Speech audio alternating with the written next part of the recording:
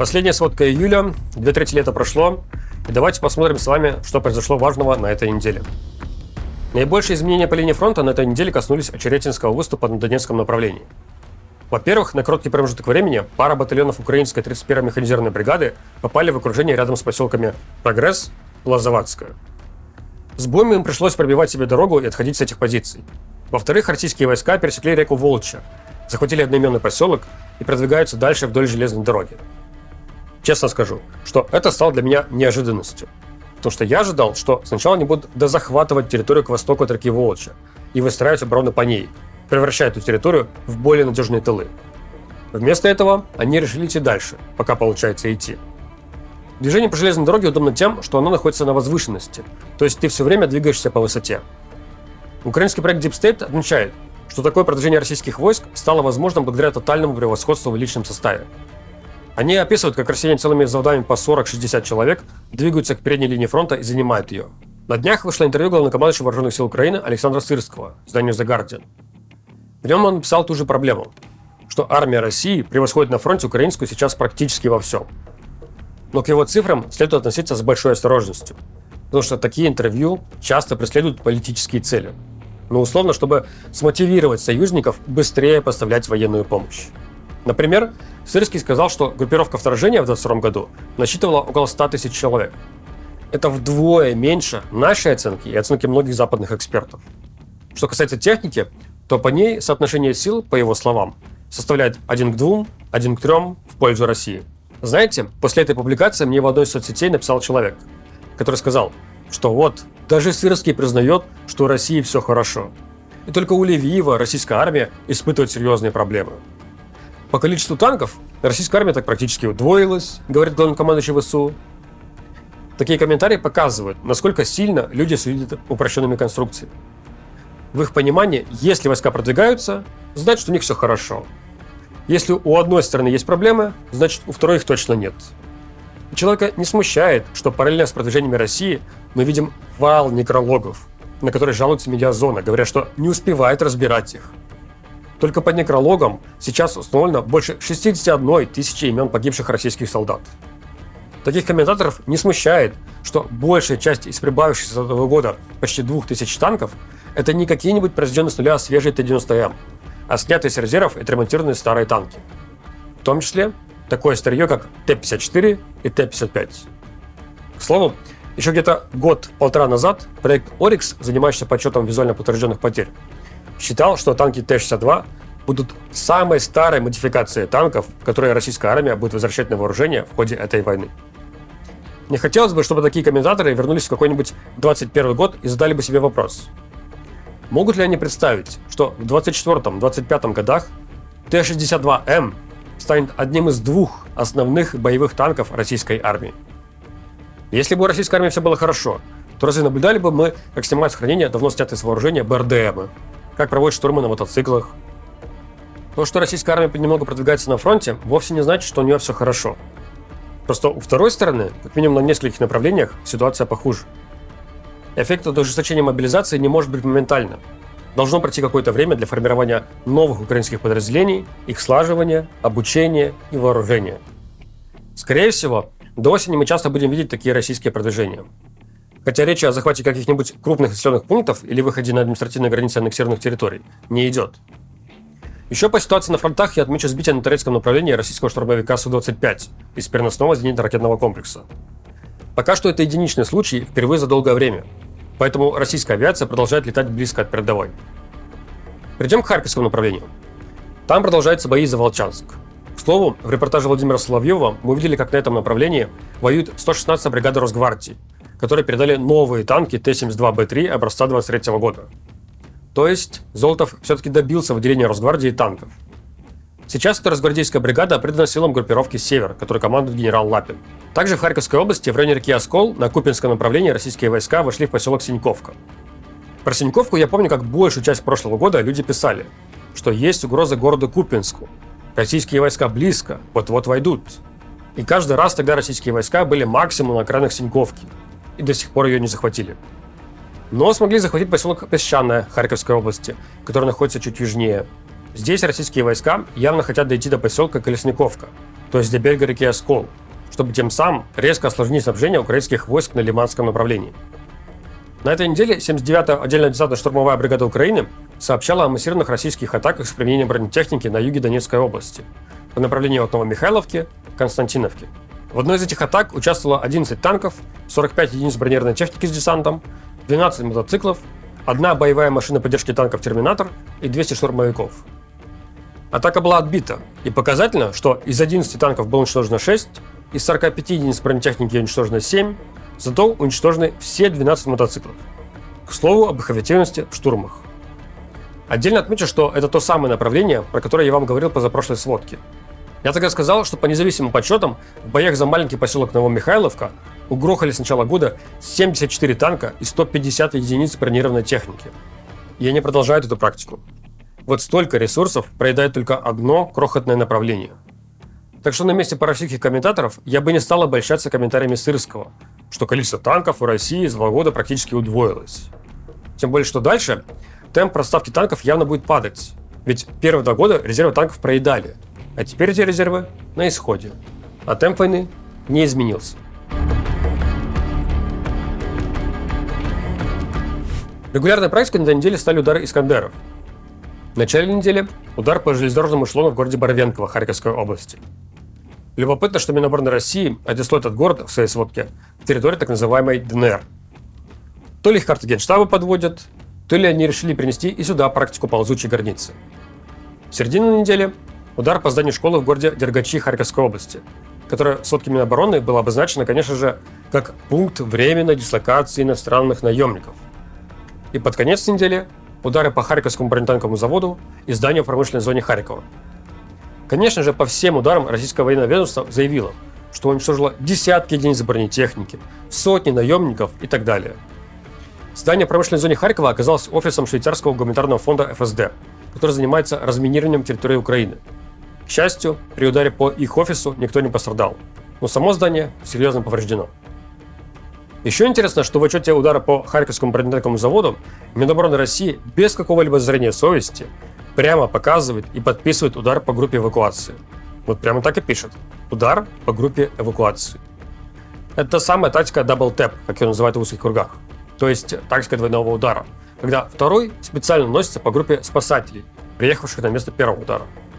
Такие удары являются военным преступлением. К слову, на этой неделе поставили новый рекорд. Появился некролог на Ярослава Липавского, 2006 года рождения, который погиб на войне всего через месяц после того, как ему исполнилось 18. Журналисты издания агентства связались с матерью погибшего, и та ему объяснила, что он подписал контракт, чтобы заработать денег, так как его девушка беременна.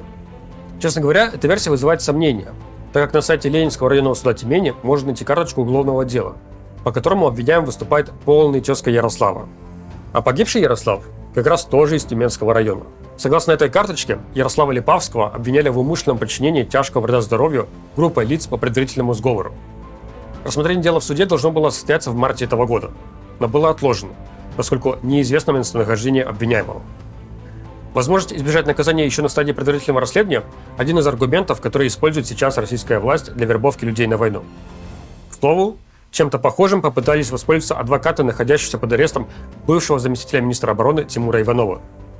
Они попросили смягчить ему меру пресечения, потому что, видите ли, Тимур Иванов воевал. Но суд такие аргументы не убедили. Напомню, что бывшего замминистра обороны арестовали по подозрению в получении взятки на сумму 1 миллиард 185 миллионов рублей. По версии следствия, он помогал компаниям, которые взамен безвозмездно выполняли работы на его объект.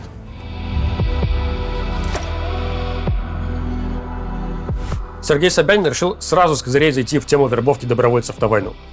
Одним махом сумма оригинальной выплаты за подписание контракта составила, конечно, не миллиард, но 1 миллион 900 тысяч рублей. Вместе с единовременной федеральной выплатой общая сумма на руки при подписании контракта в Москве теперь перевалила за 2 миллиона. Ранее Москва предлагала только ежемесячную надбавку в 50 тысяч рублей в месяц. К слову, она тоже остается. Я думаю, это решение заметно изменит баланс сил в западной части России. И наверняка многие желающие из других регионов поедут подписать контракт именно в Москву. Кажется, другим губернаторам остается разве что стреляться. Потому что непонятно, как теперь ему конкурировать за статистику. А я полагаю, что результаты набора добровольцев в каждом из регионов – это теперь важнейший показатель эффективности регионального руководства для Кремля. Подозреваю, что от этого зависит будущее и карьера каждого из губернаторов. Только если у вас фамилия не Кадыров. Также Москва и Ленинградская область сменили тактику рекламы контрактов. Если раньше все мы видели объявление, мол, подписав контракт, ты сразу получишь на руки 1 000 000 рублей, 1,5 миллиона рублей, то теперь они пишут: подписав контракт, за год ты заработаешь 5 200 000 рублей. Правда, не забыли добавить сноску, что это если ты проживешь этот самый год. А ведь такие добровольцы – одна из самых больших категорий в данных по некрологам, которые собирают Медиазона, русской службы BBC и их команда волонтеров. И поразительно, но даже почти через 2 года после начала мобилизации до сих пор встречаются люди, которые не в курсе, что неважно, какой срок у тебя написан в контракте. Если ты его подписал, то все, он в любом случае до конца войны. И вот на этой неделе появилось видеообращение уроженца Армении Айка Рутюняна, который жил в Якутии с семьей. Обращаясь к Маргарите Симонян, он рассказывает историю, как однажды повздорил с местным мужчиной, а тот оказался прокурором. В итоге против Айка возбудили уголовку по 319 статье за оскорбление представителя власти. В ходе предварительного следствия его уговорили подписать контракт с Минобороны, поскольку это позволит ему избежать судимости, а самого его пошлют максимум на границу России, где он годик послужит за 200 000 рублей в месяц и вернется домой. И вот только сейчас от журналистов он узнал, что по уголовке ему грозили максимум обязательной работы, а его контракт теперь бессрочный.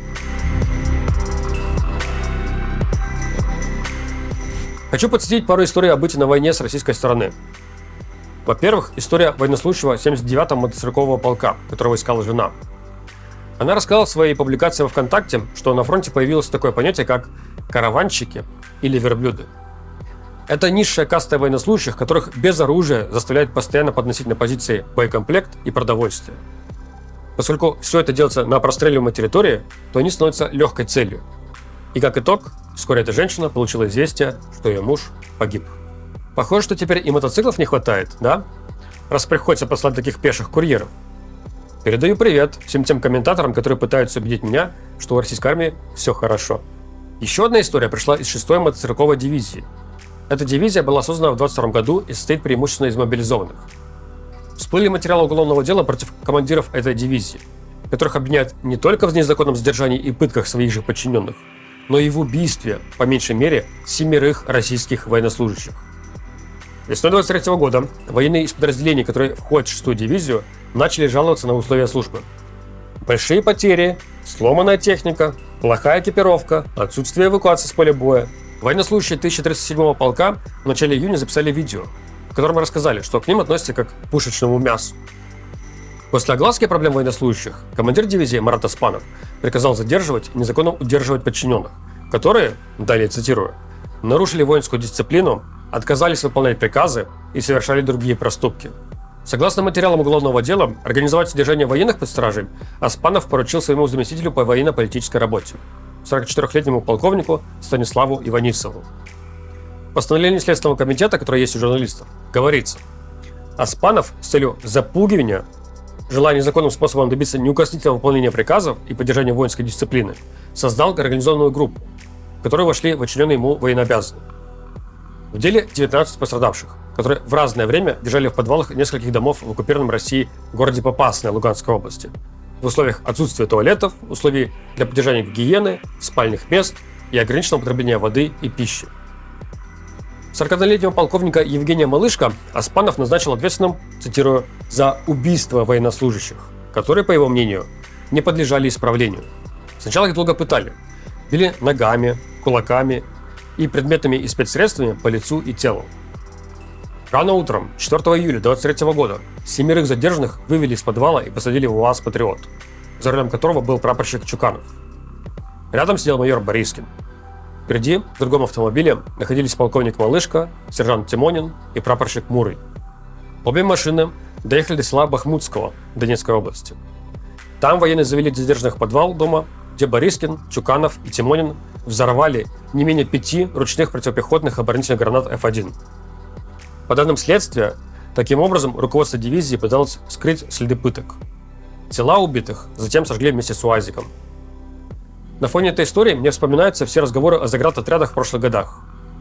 Кто-то говорил, что вагнеровцы выполняли эту роль, кто-то приписывал ее кадыровцам. Но в итоге тех заградотрядов, которые вот как в кино, не было.